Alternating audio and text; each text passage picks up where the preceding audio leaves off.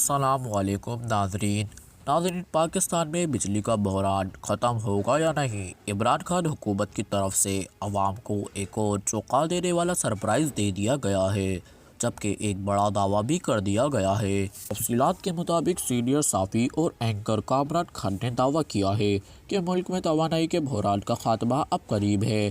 کامران خان کے مطابق IPPs کے ساتھ دستخط ہونے والے یادداشتیں جلد مضبوط معاہدوں کی شکل اختیار کر لیں گی۔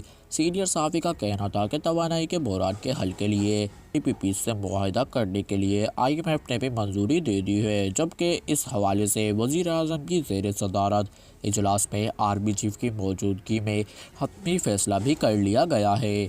واضح رہے کہ ذرائع کی جانب سے بتانا ہے کہ حکومت اور IPPs کے درمیان معاہدے ہونے کی صورت میں نہ صرف سرکولر ڈیپتھ کا خاتمہ ممکن ہوگا بلکہ بجلی کی قیمتوں میں بھی کافی کمی واقع ہوگی۔